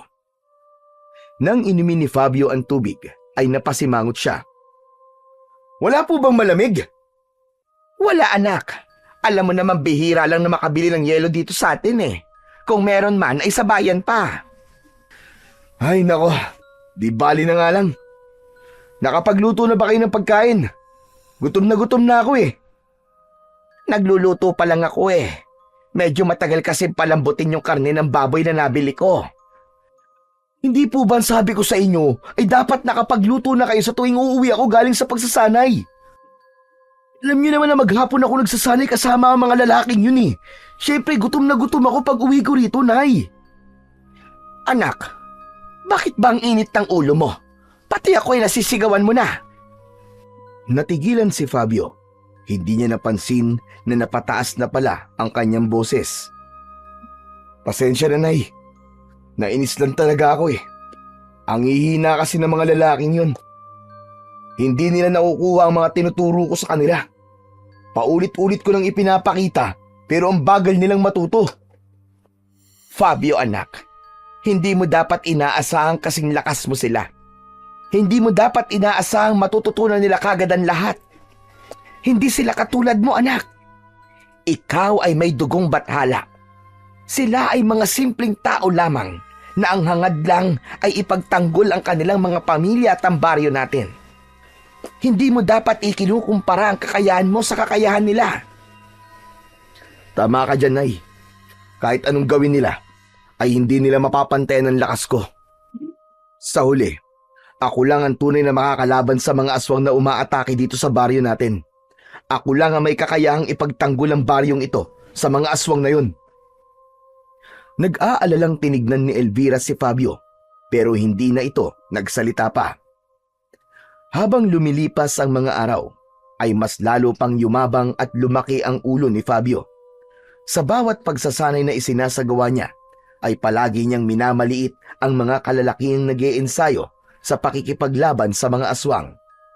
Sa kanyang paningin, wala ni isa sa mga yon ang may potensyal na maging tunay na mandirigma na gaya niya. Sa gitna ng pagsasanay, ay nakita ni Fabio sa mukha ng mga lalaki ang pagod. Hinihingal ang karamihan at may ilan na halos hindi na makatayo sa sobrang panghihina. Ano ba yan? Naturingan kayong mga lalaki pero ang hihina ninyo. Sigurado ako na kahit isang aswang ay hindi niyo mapapatay. Sinasayang niyo lang ang oras ko. Sige na! Magsiuwi na kayo at pinapainit niyo lang ang ulo ko. Isa-isa nang umalis ang mga kalalakihan sa harapan ni Fabio. Paalis na rin sana siya nang natanaw niya si Kapitan Manuel na papalapit. Sinalubong niya ito at huminto siya sa harapan nito. Kapitan, siguro naman ay nakikita niyo kung paano ko sinasanay ang mga kalalakihan dito sa baryo natin. Ginagawa ko ang lahat para matuto silang lumaban. Pero ewan ko ba kung bakit ang hihina pa rin nila. Bagyang natawa si Kapitan Manuel at tumango. Oo. Nakikita ko naman yun, Fabio. At nagpapasalamat ako sa'yo dahil malaki ang naitutulong mo sa baryo natin. Hindi biro ang ginagawa ko, Kap. Hindi lang ako basta nakikipaglaban sa mga aswang. Nagsasanay pa ako ng mga tao. Wala na akong oras para sa sarili ko. Dapat lang siguro na may matanggap akong kabayaran para sa lahat ng ginagawa ko. Biglang natigilan si Kapitan Manuel sa sinabi ni Fabio. Naubo ito at may pag-aalangang ngumiti. Pasensya na, Fabio, ha? Pero wala pa kasing pondo ang baryo natin. Alam mo namang mahirap ang buhay ngayon. Pero nangangako ko sa'yo, Fabio, kapag nagkaroon tayo ng sapat na pera, ay bibigyan kita ng nararapat na gantimpala. Sana lang po totoo yung sinasabi mo, Kap. Kasi baka tama rin ako kapag wala na ako napapala sa lahat ng ginagawa ko. Pagkasabi niya nun, ay iniwan na niya si Kapitan Manuel. Para kay Fabio, ay walang mali sa mga sinabi niya. Naniniwala siya na dapat ay hindi puro siya lang ang nagbibigay at dapat ay kumakabig din siya. Isang gabi, mahimbing na natutulog si Fabio nang bigla siyang yugyugin ni Aling Elvira. Umungol siya at tumalikod. Bumaloktot siya habang balot ng kumot ang kanyang katawan. Istorbo ka naman, Nay, eh. Ang sarap-sarap ng tulog ko eh. Fabio, bumangon ka! May aswang na sumasalakay sa baryo! Doon lang narinig ni Fabio ang sigawan at kaguluhan sa labas. May umiiyak at may sumisigaw ng tulong. Ngunit sa halip na magmadaling bumangon, ay lalo pa niyang ipinikit ang kanyang mga mata. Ano ba yan? Gusto ko pang matulog, Nay, eh. Hayaan niyo na po sila. Kaya na nila yun. Fabio, ano ba yung sinasabi mo? May mga taong nangaganib na sa labas. Bumangon ka na dyan. At baka bukas ay puro patay na sumalubong sa atin. Muling niyugyug ni Aling Elvira si Fabio. Hindi na nakatiis si Fabio at bumangon na siya at diretsong tumingin sa kanyang ina. Hindi po muna ako makikipaglaban sa mga aswang, Nay. At bakit naman? Kasi po, wala pang naibibigay na pera sa akin si Kapitan. Bakit ako lalaban kung wala naman ako napapala, di ba? Fabio, kailan ka pa natutong maningil sa pakikipaglaban mo sa mga aswang? Nay, hindi niyo naiintindihan eh. Lahat sila sa akin na lang umaasa. Ako na lang palagi. Ako ang humaharap sa panganib. Ako ang nagpapakamatay upang makipaglaban sa mga aswang. Ako ang nagsasanay sa mga kalalakihan. Pero wala man lang silang naibibigay na kapalit sa lahat ng ginagawa ko. Nung una meron, oo. Pero ngayon ay wala na. Hindi naman yata patas yun. Napailing si Elvira sa sinabi ng kanyang anak. Hindi ito makapaniwala sa sinabi ni Fabio. Hindi na kita kilala, Fabio. Ang anak kong tumutulong ng walang hinihinging kapalit ay nawala na. Nakakalungkot lang na nilamon ka na ng mga papuri na naririnig mo. Yumabang ka na. Napakataas na ng tingin mo sa iyong sarili. Hindi mo ba naisip na kung hindi ka naging anak ni Adlaw, ay kagaya ka lang namin na nakararamdam ng takot at panghihina? Nagtaka si Fabio nang biglang lumabas ng kwarto ang nanay niya. Nang bumalik ito, ay dala nito ang itak na ginagamit niya sa pakikipaglaban sa mga aswang. Kinuha nito ang isa niyang kamay at pilit na isiniksik doon ang itak. Wala nang nagawa si Fabio kundi hawakan ang itak. Sige na, lumabas ka na ron. Labanan mo na ang mga aswang. Napailing si Fabio Para sa kanya ay hindi nauunawaan ng nanay niya ang punto niya. Pero kahit labag sa loob niya ay tumayo na siya at lumabas ng kanilang bahay. Nang makalabas na si Fabio sa bahay nila ay napipilitan niyang hinanap ang aswang na sumasalakay sa baryo nila ng gabing yun. Sumalubong sa kanya ang mga nagkakagulong mga tao at naghahanap ng lugar na mapagtataguan. Hindi nagtagal ay nakita na ni Fabio ang aswang. Sandali siyang natigilan dahil hindi yun gaya ng mga aswang na nauna niyang nakaharap dahil kakaiba ang itsura ng aswang na yun. Matangkad yun at halos doble ang taas sa isang pangkaraniwang tao. Ang payat nitong katawan ay parang butot balat lang, ngunit mahaba ang braso at binti nito. Mas lalo pang nanlaki ang mga mata ni Fabio nang masilayan ang muka ng aswang. Meron yung malalalim na mata na nagliliwanag sa dilim. Ang bibig nito ay napakalaki at ang mga ngipin nito ay sadyang matutulis. Lumapit sa kanya si Mang Temyong na may hawak din na itak. Fabio, hindi pang karaniwan ang aswang na yan. Isa yang tupong-tupong. Ha? Anong tupong-tupong, Mang Temyong? Ang tupong-tupong ay may kakayahang pahabain ang katawan nito. Ang mga braso at binti niyan ay kayang umabot ng ilang metro. Pero ang pinaka nakakatakot sa kanya ay ang bunganga niya na kayang lumulon ng isang buong tao. Sa halip na matakot ay ngumisi lamang si Fabio sa sinabi ng matanda. Ha! Wala akong pakialam. Kahit na anong klaseng aswang pa yan, ay kayang-kaya ko yung labanan at patayin. Hinawakan ni Fabio ang itak ng maigpit at humakbang palapit sa tupong-tupong na aswang. Ngunit bago pa man siya makalapit dito, ay biglang sumikip ang kanyang dibdib. Parang may mabigat na nakadagan sa kanya at pinapahirapan siyang huminga. Nanlabo ang paningin niya at naramdaman niyang parang bumigat ang buong katawan niya. Ngunit hindi yun pinansin ni Fabio at sa kabila ng biglang pangihina ay matapang pa rin na lumapit si Fabio sa kakaibang aswang. Hawak ang itak ay sinugod ni Fabio ang tupong-tupong. Tatagain niya sana ang leeg nito pero biglang humaba ang leeg ng aswang at parang goma yung kumabig pakaliwa kaya sa hangin tumama ang talim ng itak ni Fabio. Muli siyang umatake at pinuntirya niya ang binti nito. Ngunit humaba lang din yun at pumaling sa kaliwa kaya hindi niya ito muling tinamaan. Anak nang, pinagli ka ba sa gomang aswang ka, ha? Parang naglalaro lang ang tupong-tupong. Patuloy nitong iniiwasan ang bawat atake ni Fabio. Hindi nagtagal ay mas lalong naramdaman ni Fabio ang pangihina ng kanyang katawan. Pakiramdam niya ay bumigat ang kanyang mga paa. Dati-rati ay nagagawa niyang kumilos ng mas mabilis. Ngunit ng sandaling yun ay tila ordinaryong tao na lamang siya. Napansin niyang mabilis siyang hinihingal at ang pag-atake niya ay hindi na kasing lakas tulad ng dati. Maya-maya ay ilang kalalakihan ang sumugod sa tupong-tupong upang tumulong kay Fabio. Isa sa mga lalaki ang hinawakan ng tupong-tupong sa muka at nakita ni Fabio ang isang nakapangingilabot na tagpo. Biglang namutla ang lalaking hinawakan ng aswang. Mabilis na natuyo ang katawan nito. Hindi nagtagal ay bumagsak ang walang buhay na katawan ng lalaki sa lupa. Ang itsura nun ay parang isang matandang butot balat. Hinilabutan si Fabio nang mapagtanto niya na may kakayahang manghigop ng lakas ang tupong-tupong. Napaatras si Fabio. Nakita niyang may dalawa pang lalaki na hinawakan ng tupong-tupong sa muka. At gaya na nangyari sa unang lalaki, ay tuyot din na bumagsak ang katawan ng dalawa sa lupa.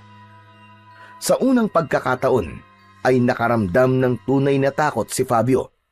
Napagtanto niya na hindi yon katulad ng ibang laban na kanyang hinarap noon. Huminga siya ng malalim at pilit na pinigilan ang pangangatog ng kanyang mga kamay. Kinumbinsi niya ang kanyang sarili na lumaban, pero natalo na siya ng kanyang takot, kaya walang pagdadalawang isip na tumakbo siya palayo sa tupong-tupong. Mabilis na nagtago si Fabio sa mga nakatambak na lumang gamit sa likod ng kanilang bahay. Nangihina siyang napaupo sa lupa at yumuko. Bakit ganun? Ano nangyayari sa akin? Bakit bigla ako naging mahina? Nakabibingi ang sigaw ng mga tao sa baryo ng sandaling yon. Alam ni Fabio na kailangan niyang harapin ang tupong-tupong, pero alam niya rin na sa kalagayan niya ay hindi siya mananalo sa kalaban. Kaya naman, tinakpan niya ang tenga niya gamit ang mga kamay upang kahit paano ay hindi niya marinig ang kaguluhan na bumabalot sa baryo nila ng gabing yon. Hindi alam ni Fabio kung gaano siya katagal na nakatago sa likod ng kanilang bahay. Nakayuko lang siya roon habang nanginginig pa rin sa labis na takot at pagtataka. Napapitlag siya nang biglang may humawak sa kanyang balikat. Nang umangat ang mukha niya, ay natigilan siya nang makita niya ang kanyang nanay. Nay! Nay, yung aswang! Wala na ba siya? Wala na, anak. Ibig sabihin, may nakapatay po sa kanya? Ang ibig kong sabihin ay umalis na. Pero marami siyang napatay. Muling yumuko si Fabio. Paulit-ulit na naglaro sa loob ng utak niya ang mga sigaw ng mga tao kanina. Tumayo ka na dyan. Pumasok na tayo sa bahay natin. Marahan siyang inilalayan ng kanyang ina sa pagtayo at pumasok na sila sa kanilang bahay. Agad siyang binigyan ni Aling Elvira ng isang baso ng tubig na agad naman niyang ininom.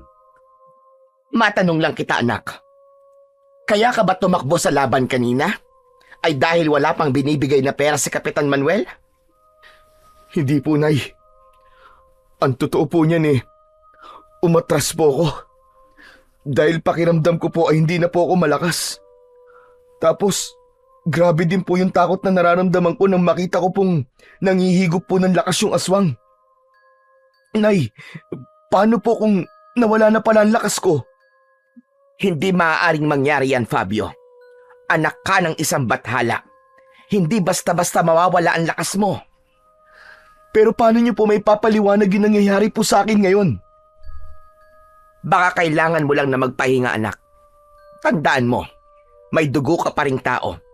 Normal lang na mapagod ka at normal lang din na makaramdam ka ng takot. Sige na, anak. Magpahinga ka na. Bukas paggising mo, sigurado ko na malakas ka na ulit. Hindi nakaimik si Fabio sa sinabi ng kanyang nanay. May gusto siyang sabihin pero hindi niya alam kung paano ipapaliwanag sa nanay niya ang bumabagabag sa kanya. Makalipas ang ilang sandali ay nagtungo na siya sa kwarto nila at humiga na siya sa papag. Pinikit niya ang kanyang mga mata, ngunit hindi niya magawang makatulog. Maagang nagising si Fabio kinaumagahan. Umasa siya na sa sandaling yon ay bumalik na ang kakaiba niyang lakas. Lumabas siya ng bahay at nagtungo sa likod ng bahay nila. Huminto siya sa tapat ng isang matandang puno. Huminga siya ng malalim, mariin niyang ikinuyom ang kanyang kamao at buong lakas niyang sinuntok ang katawan ng puno. Aray! Aray ko! Aray! Ang sakit! Napangiwi si Fabio nang makaramdam siya ng labis na sakit sa kanyang kamao. Nasugatan pa siya roon na dati namang hindi nangyayari. Ngunit hindi pa rin siya sumuko. Luminga siya upang maghanap ng isang mabigat na bagay na maaari niyang buhatin. Doon niya nakita ang isang may kalakihang bato. Isa yun sa bagay na dati niyang binubuhat nang walang kahirap-hirap. Lumapit si Fabio sa malaking bato at sinubukan niya yung iangat sa lupa. Pero kahit kaunti ay hindi niya nagawang iangat ang bato, ni hindi nga yun gumalaw. Pero pinilit pa rin niya yung buhatin, pero pinagpawisan na lang siya ay hindi pa rin siya nagtagumpay. Hanggang sa narinig niya ang boses ng kanyang ina sa likuran niya. Fabio, ano bang ginagawa mo riyan? Binitiwan ni Fabio ang bato at marahang lumingon kay Aling Elvira. Hindi agad nakasagot si Fabio sa tanong ng nanay niya. Tinignan niya ang mga kamay niya at naluluwa siyang tumingin kay Aling Elvira. Nay, Hindi pa rin po bumabalik ang lakas ko eh. Hindi kaya nawala na talaga yon at hindi na babalik pa kailanman? Hindi nagsalita si Aling Elvira at ramdam ni Fabio na maging ito ay hindi alam kung bakit nangyari yon sa kanya. Lumapit ito at mahigpit siyang niyakap. Ngunit sa kabila ng yakap na yon ng kanyang ina, ay hindi nabawasan ang kanyang pangamba dahil sa biglaang pagkawala ng kakaiba niyang lakas. Lumipas pa ang mga araw at mas lalo pang tumindi ang pangamba ni Fabio. Alam niya na sa pagkawala ng kanyang pambihirang lakas ay hindi na siya ang dating mandirigmang kinakatakutan ng mga aswang. Sa kabila ng paulit-ulit niyang pagsubok na ibalik ang dating lakas, ay wala pa ring nagbago. Hindi na niya kayang lumaban tulad noon. Ang dating kumpiyansa niya sa sarili ay napalitan ng matinding panghihina ng loob. Sa tuwing umaatake ang tupong-tupong, ay hindi na lumalabas ng bahay si Fabio. Nakatago lang siya habang naririnig ang sigawan ng mga tao sa labas. At dahil wala nang nagtatanggol sa baryo, ay napilitan ang mga tao na maghanap ng ibang paraan upang makaligtas mula sa aswang na tupong-tupong. Sa tuwing sasapit ang gabi, ay sama-sama silang nagtutungo sa isang malaking kuweba sa paanan ng bundok. Doon sila nagtatago hanggang sa sumikat ang araw. Hindi man naririnig ni Fabio ng direkta, ay ramdam niya ang pangungutya ng ilan sa kanya. Dahil isa na lang siyang ordinaryong tao, ay nawala na ang paghanga ng mga tao sa kanya. Isang gabi, gaya ng nakasanayan ng mga tao sa baryo ni na Fabio, ay nagtungo na ang mga ito sa malaking kuweba na malapit sa paanan ng bundok. Bago pa man umatake ang tupong-tupong sa baryo nila. Habang ang lahat ng tao sa kuweba ay natutulog, ay gising na gising pa rin si Fabio. Iniisip pa rin niya ang dahilan ng biglaang pagkawala ng kakaiba niyang lakas. Hanggang sa naisipan niyang lumabas ng kuweba. Tumayo siya mula sa pagkakaupo at sa paglabas niya ng kuweba, ang bulkan ang una niyang nakita. Habang nakatingin si Fabio sa bulkan, ay isang ideya ang pumasok sa isip niya. Kung may makakasagot kung bakit nawala ang lakas ko, yun ay walang iba kundi ang nagbigay nito sa akin. Hindi na nagdalawang isip pa si Fabio at mabilis siyang naglakad palayo sa kuweba. Pumasok siya sa masukal na kagubatan. Hindi nagtagal ay narating na niya ang paanan ng bulkan. Tumingala siya sa napakataas na bulkan at malakas siyang sumigaw. Adlaw!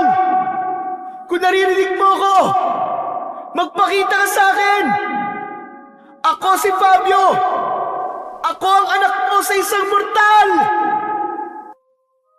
Walang nakuwang sagot si Fabio. Ang tanging narinig lang niya ay ang huni ng mga kuliglig at panggabing ibon sa paligid. Ama! Parang awa mo na! Kailangan kitang makausap! Ngunit nanatiling tahimik ang buong paligid.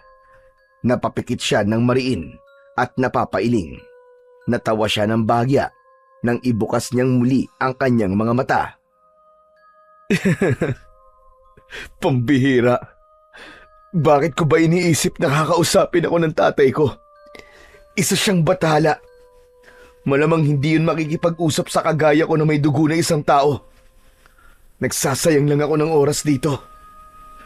Tatalikod na sana si Fabio para umalis nang biglang may lumitaw na isang napakalaking bolang apoy sa harap niya. Gulat siyang napaatras habang ang mga mata niya ay nanlalaki. Ang bolang apoy ay unti-unting nagbago ng hugis hanggang sa mula roon ay lumabas ang isang matangkad na lalaki na may matipunong pangangatawan at kayumangging balat. Nakasuot yun ng gininto ang kasuotan.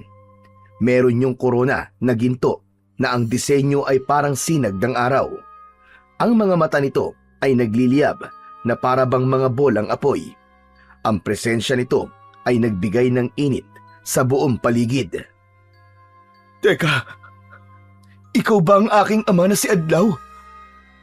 Ako nga ang iyong ama. Ano ang iyong pakay? At nais mo kong makausap?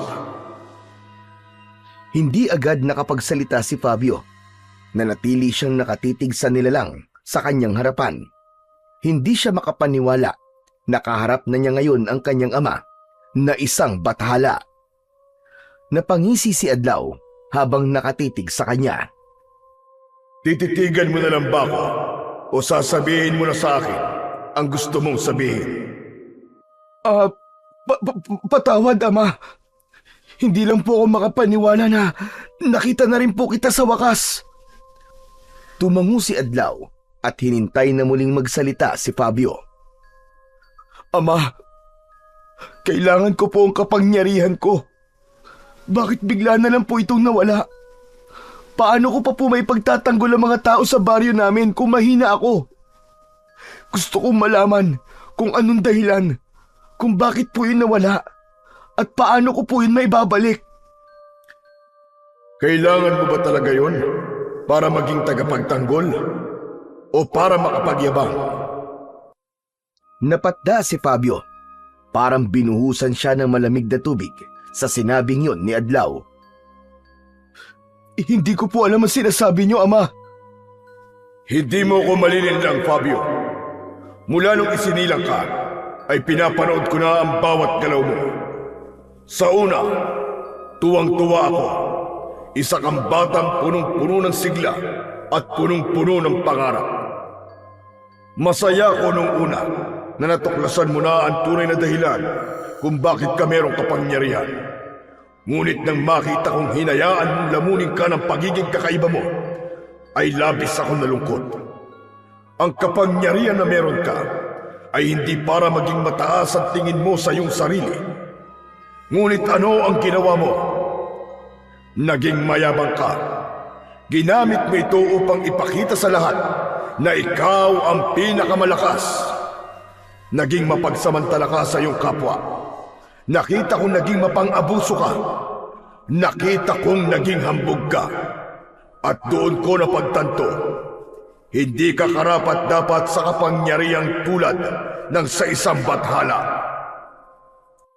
Sandaling huminto si Adlaw sa pagsasalita, habang si Fabio naman ay halos hindi na makatingin sa kanyang ama dahil sa labis na pangliliit. Alam niya na lahat ng lumalabas sa bibig ni Adlaw ay pawang katotohanan lamang. Alam kong darating ang araw na kakailanganin ng baryo niyo ang isang tagapagtanggol. Kaya kita nilikha, anak. Ngunit nagkamali ako dahil hindi mo ginamit ng tama ang ibinigay ko sa iyo. Nang marinig ni Fabio ang huling sinabi ng kanyang ama, ay para siyang tinamaan ng matalim na sibat sa dibdib. Hindi niya kayang salungatin ang mga sinabi nito, sapagkat lahat yun ay totoo. Marahan siyang napayuko at pakiramdam niya ay napakasama niya ng sandaling yun. Kasabay ng panginginig ng kanyang katawan ay ang pagpatak ng kanyang mga luha. Ama, patawarin niyo ako. Nakikiusap po ako sa inyo na ibalik niyo ang kapangyarihan ko. Kahit sandali lang. Kapag napatay ko na ang tupong-tupong, kunin niyo na ulit ang kapangyarihan ko. Hayaan niyo pong itama ko ang aking pagkakamali. Gusto ko pong bumawi sa aking kababaryo. Nakikiusap po ako sa inyo, Ama. Huli na ang lahat, Fabio. Ang nabawi ko na ay hindi ko na kailanman maibabalik pa. Isang pagkakataon lang ang kaya kong ibigay sa iyo. Ngunit hindi mo yun pinahalagahan. Bakit ba ako nagulat sa iyong inasal at ginawa? May dugong tao ka nga pala. At karamihan sa inyo, kapag nagkaroon ng konting kapangyarihan, ay nagiging mapagmataas at nagiging mapang-abuso. Wala na akong magagawa kundi panoorin ang pagbagsak ng baryo nyo. Sa huling pagkakataon, nagtagpo ang tingin nilang mag-ama at sa isang iglap ay naging bolang apoy muli si Adlaw at tuluyang naglaho sa harapan ni Fabio. Nanghihinang napaluhod si Fabio sa lupa. Itinuon niya ang mga kamay sa lupa habang patuloy siya sa pag-iyak. Hindi na niya alam ng sandaling yun kung paano pa niya magagawang ipagtanggol ang baryo nila. Ngunit alam niya na ang lahat ng nangyayari ay kagagawan niya. Kung ginamit lang sana niya ng tama ang kanyang kapangyarihan, ay hindi yun babawiin ng kanyang ama na isang batahala. Makalipas ang ilang sandali, ay tumayo na si Fabio mula sa pagkakaluhod. Ramdam niya ang bigat sa kanyang dibdib, pero pinilit niyang pakalmahin ang kanyang sarili. Pinunasan niya ang kanyang mga luha at huminga siya ng malalim. Kung hindi lang ako naging mayabang, kung hindi ko lang inabuso ang kapangyarihan ko, sana'y malakas pa rin ako hanggang ngayon. At kaya ko pa rin labanan ng tupong-tupong.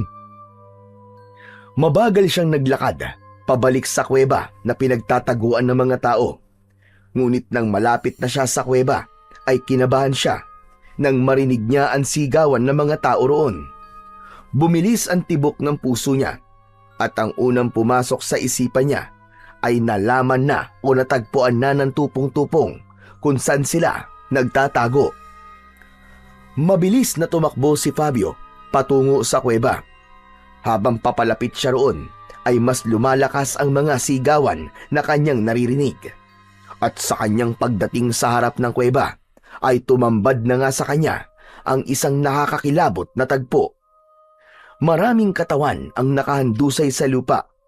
Mga walang buhay, tuyot at waring sinipsip ang lakas at kaluluwa ng mga yon.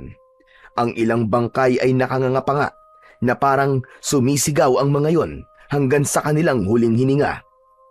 Sa nakita ni Fabio ay nasiguro niyang naroon na nga ang tupong-tupong dahil yun lamang ang may kakayahan na gawin ang ganong kakilakilabot na pagpatay. Sa bukana ng kuweba ay may ilang kalalakihan ang nakapwesto habang hawak ang kanika nilang mga sandata. Nanginginig pa ang kanilang mga kamay, ngunit hindi nila iniwan ang kanilang pwesto. May ilan sa kanila ang sugatan, ang iba naman ay halos hindi na makatayo ng dahil sa pagod at takot. Mabilis na pumasok si Fabio sa kuweba. Ang loob ay puno ng mga tao na takot na takot. May iba na nagdarasal, ngunit ang unang hinanap ng mga mata niya ay ang kanyang ina na si Aling Elvira. Hanggang sa nakita niya itong nasa isang sulok habang hawak ang rosaryo at nagdadasal. Agad na lumapit si Fabio kay Aling Elvira at mahigpit niya itong niyakap. Fabio anak, saan ka ba nanggaling? Bakit ka biglang nawala? Salamat sa Diyos na at ligtas ka. Fabio, ang tupong-tupong. Nasa labas siya anak. Baka hindi magtagal ay makapasok na siya rito. Kailangan kong lumabas, Nay. Kailangan ko pong labanan ng tupong-tupong. Agad siyang hinawakan ni Aling Elvira sa kamay ng mahigpit at tila ayaw siya nitong pakawalan. Hindi ako papayag anak. Hindi maaari. Wala ka ng kapangyarihan. Paano ka pa makikipaglaban sa tupong-tupong? Baka kumapano ka anak. Nay, wala na po akong pakialam. Kung hindi po ako lalaban, mamamatay pa rin tayo dito. Ano gusto mong gawin ko, Nay? Magtago na lang ako dito habang pinapatay niya ang mga tao sa labas. Mas mabuti pang mamatay akong lumalaban kaysa nagtatago. Lumakas palalo ang sigawan mula sa labas. Napalingon si Fabio sa bungad ng kuweba. Nay, kailangan ko na lumabas. Hindi Fabio, dito ka lang. Makinig ka sa akin anak. Mabilis na kinuha ni Fabio ang itak na palagi nilang dala sa kuweba. Tumayo na siya at tumakbo palabas ng kuweba. Narinig pa niya ang pagsigaw ni Aling Elvira para pigilan siya, pero hindi niya na yun pinakinggan.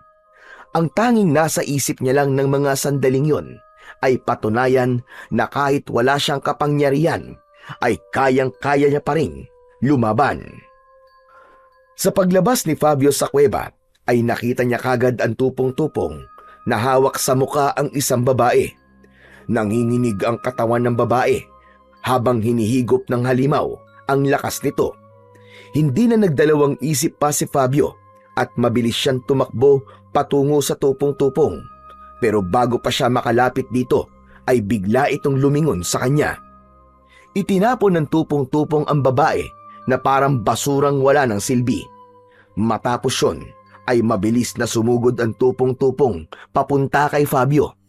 Napaatras si Fabio nang makita niyang humaba ang braso nito.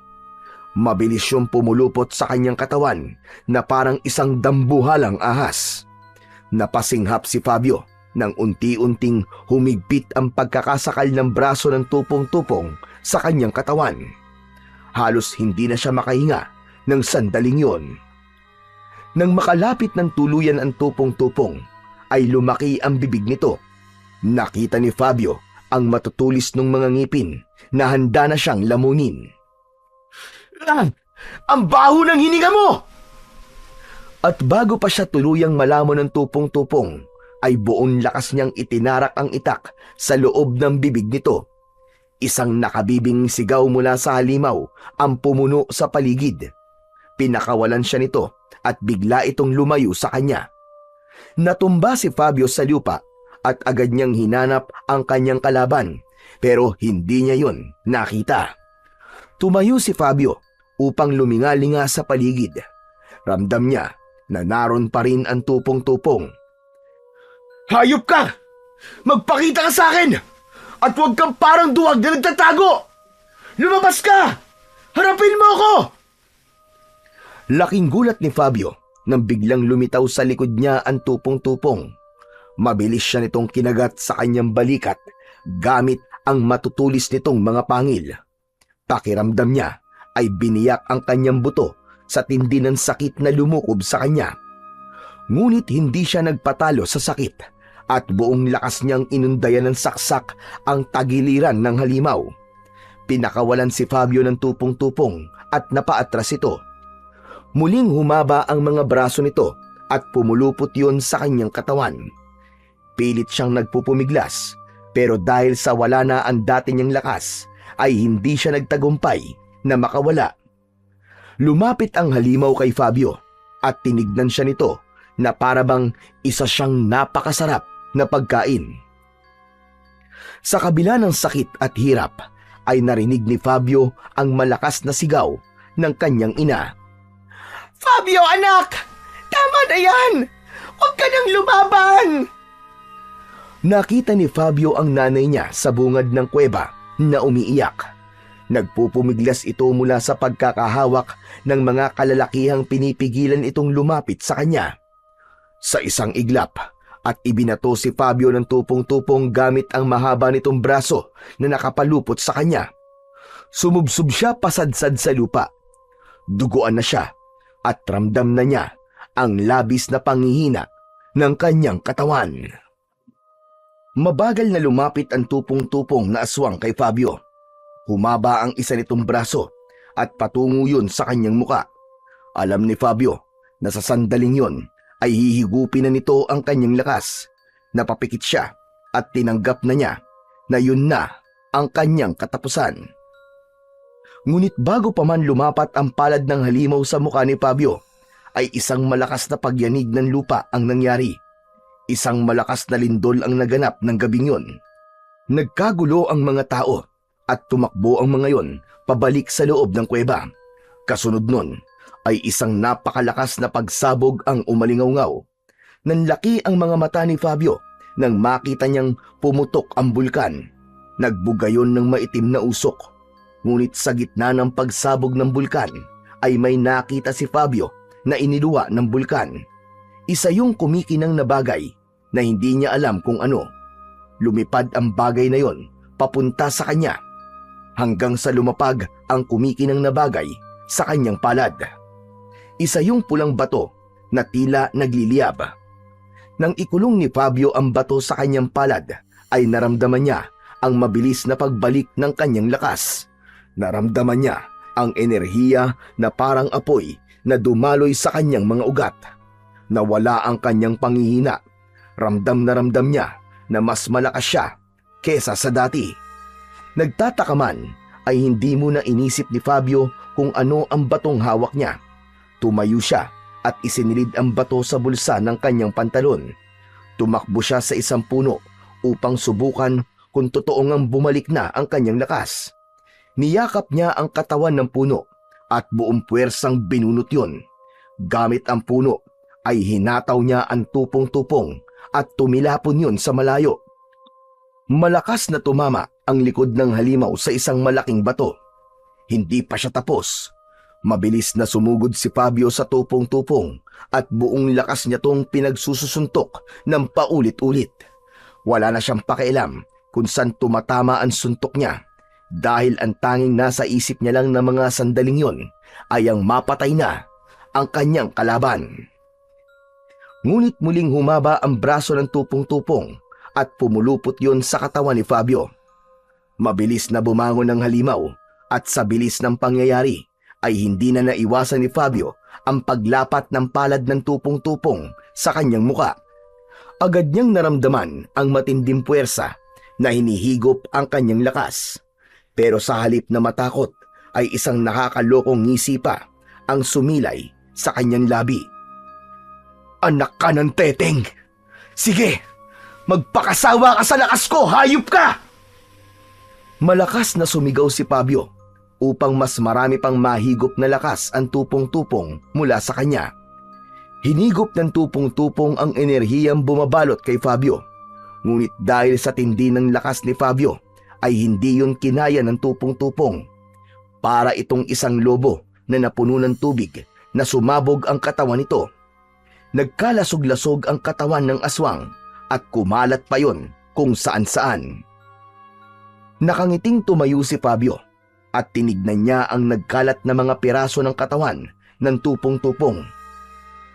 Nakalimutan mo yata na lahat ng sobra ay nakakasama. Ngunit nagulat si Fabio nang muling yumanig ang lupa. Narinig niya ang malalakas na sigaw mula sa loob ng kuweba. Hindi nagtagal ay nagsimulang magtakbuhan ng mga tao palabas ng kuweba. Si Nanay! Nasa loob pa siya ng kuweba! Mabilis na sumugod si Fabio papasok sa kuweba. Sa bawat takbang niya ay ramdam niya ang paggalaw ng lupa. Nagbabagsakan na ang mga bato mula sa itaas ng kuweba. Lumabas na kayo! Gumuguho ang kuweba! Bilisan nyo! Labas! Luminga-linga si Fabio hanggang sa nakita niya si Aling Elvira na nakaupo sa isang sulok. Lumapit siya rito at hinawakan niya ito sa magkabilaang balikat. Nay! Kailangan na nating lumabas! Fabio, anak! Hinila ni Fabio ang nanay niya patayo at agad silang tumakbo para makalabas ng kuweba. Pero bago pa sila makalabas, ay nagkaroon ng mas malakas na pagyanig ng lupa. Napatingin siya sa itaas at napansin niya ang isang napakalaking bahagi ng kuweba ang malapit ng malaglag. Alam ni Fabio na kapag bumagsak yon ay hindi lang sila ng ina niya ang madadaganan, kundi pati na rin ang ibang tao na nasa loob pa rin ng kuweba. Inabot ni Fabio ang kamay ng nanay niya sa ilang kalalakihan na naroroon at sinabi niya sa mga ito na ilabas ng mga ito ang kanyang ina. Mabilis na tumapat si Fabio sa malaking tipak ng kisame ng kuweba na babagsak na at nangyari na nga ang kanyang inaasahan. Bumagsak na ang malaking tipak na bahagi ng kuweba pero sa huling segundo ay itinaas niya ang kanyang mga kamay at sinalo niya yon. Muli niyang naramdaman ang matinding puwersang dumaloy sa kanyang katawan mula sa pulang bato na nasa kanyang bulsa. Pero sa kabila ng lakas niya ay ramdam na ramdam pa rin niya ang bigat ng bato na kanyang pasan. Lumabas na kayo! Bilisan niyo na! Agad na tumakbo palabas ng kuweba ang mga taong nasa likuran ni Fabio. Nakita niya si Aling Elvira na hinihila ng mga lalaki palabas. Umiiyak yung nakatingin sa kanya. Fabio, anak! Bitiwan niyo ako! Kailangan kong balikan ang anak ko! Isang ngiti na puno ng pagmamahal ang isinagot ni Fabio sa kanyang ina habang nanginginig ang mga braso niya sa bigat ng batong pasan niya. Hindi nagtagal ay tuluyan ng nakalabas ang kanyang ina kasama ang iba pang mga tao at tanging si Fabio na lang ang naiwang mag-isa sa loob ng kuweba. Isa pang malakas na pagyanig ng lupa ang nangyari at tuluyan na ngang bumagsak ang malalaking bato kay Fabio. Sa isang kisap mata ay tuluyang gumuho ang kuweba at natabunan ng malalaking bato si Fabio. 2 araw na ang lumipas mula nang gumuho ang kuweba at matabunan si Fabio. Sa laki ng mga batong tumabon kay Fabio ay wala nang nangahas na hanapin pa ang katawan niya. Sa halip ay nagtayo na lang ang mga tao ng isang munting altar sa gumuhong kuweba kung saan sila nag-aalay ng dasal, kandila at bulaklak bilang paggunita sa kabayanihan na ginawa ni Fabio. Ngunit sa lahat ay si Aling Elvira ang pinakanawasak ang puso. Halos hindi ito umalis sa harap ng altar. Ang mga mata nito ay namamagana sa walang tigil na pag-iyak. Paulit-ulit nitong tinatawag ang pangalan ni Fabio at patuloy itong umaasa na sa kabila ng nangyari ay buhay pa rin ang kanyang pinakamamahal na anak. Isang gabi, habang walang tao sa gumuhong kuweba, ay isang nakasisilaw na puting liwanag ang naglagos sa mga magkakapatong na bato na tumabon kay Fabio. Mula roon ay isang kamay ang lumitaw na hawak ang pulang bato. Mula sa mabibigat na bato ay umahon si Fabio. Habol niya ang kanyang paghinga at hindi siya makapaniwala na buhay pa rin siya. Tumayo si Fabio sa ibabaw ng gumuhong kuweba at lumitaw ang malaking bolang apoy sa harapan niya. Mula roon ay lumitaw si Adlaw na may ngiti sa labi. Ama! Binabati kita, Fabio, dahil napatunayan mo na kaya mo pang magbago. Pinili mong ipaglaban ang inyong baryo kahit wala kang kapangyarihan at kahit kapalit nun ay ang iyong sariling buhay. Dahil sa iyong tapang at kabayanihan ay nagdesisyon akong ibalik na ang kapangyarihan mo. Ang hawak mong bato ay ang mutya ng bulkan. Simula ngayon ay diyan na magmumula ang iyong lakas. Isa yan sa pinakamakapangyarihang yaman ng kalikasan. Simula sa gabing ito, ikaw na ang magiging tagapangalaga ng mutya ng bulkan. Ama, hindi ko po alam kung paano po kayo pasasalamatan. Marami ako nagawang pagkakamali at labis ako nabulag ng kapangyarihan at naging mapagmataas ako. Pero hindi ko na po hahayaang maulit yon. Nangangako po ako sa inyo, Ama, na gagamitin ko po ang kapangyarihang ito para sa kabutihan. Ipaglalaban ko po ang aming baryo laban sa lahat ng uri ng kasamaan. Tahimik siyang tinignan ni Adlaw. Maya-maya ay ipinatong nito ang isa nitong kamay sa balikat ni Fabio. O aking anak, ipinagmamalaki kita. Matapos yun, ay mahigpit na niyakap ni Adlaw si Fabio. Sa unang pagkakataon, ay naramdaman ni Fabio ang tunay na init ng yakap ng isang ama. Tumulo ang luha niya, ngunit yun ay luha ng labis na kaligayahan. Bumalik ka na sa inyong baryo, Fabio. Huwag mong kalilimutan ang mga aral na iyong natutunan. Ang kayabangan at pagiging mapagmataas ay walang maidudulot na mabuti. Opo, Ama. Gagawin ko po ang lahat ng yon. Hindi ko na po hahayaan na muli akong lamunin ang aking kapangyarihan. Nangangako po ko sa inyo, Ama. Kumalas na si Adlaw sa pagkakayakap kay Fabio.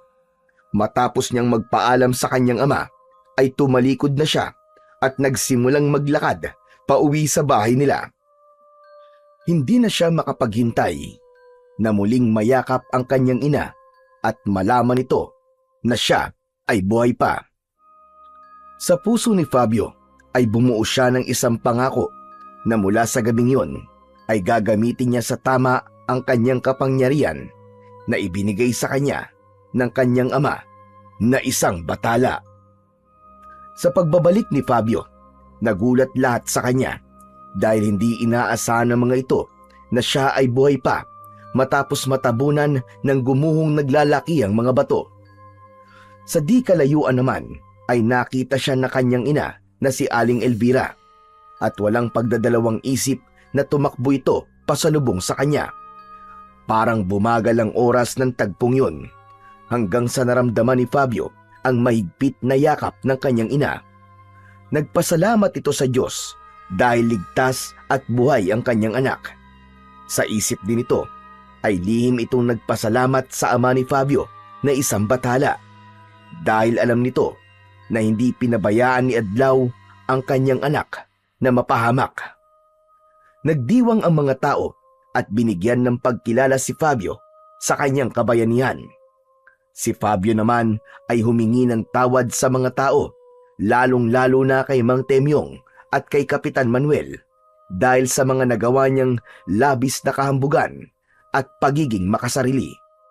Nangako rin siya sa mga ito na ipagtatanggol niya ang buong baryo sa abot ng kanyang makakaya at gagamitin niya lamang sa tama ang pagiging anak niya ng bathala na walang hinihingi na kabayaran. Magmula noon, nabuhay ng payapa ang mga tao sa baryo at naniniwala sila na sa pamamagitan ni Fabio ay walang aswang ang magtatangka muli na sumalakay sa kanilang baryo. Ngunit kung meron man, ay malaki rin ang kanilang tiwala na hanggat naririyan si Fabio at ang mutya ng bulkan na ipinagkaloob ng ama niyang bathala, ay walang kahit na anong puwersa ng kadiliman ang maaaring maghasik muli ng takot sa pinakamamahal nilang bayan.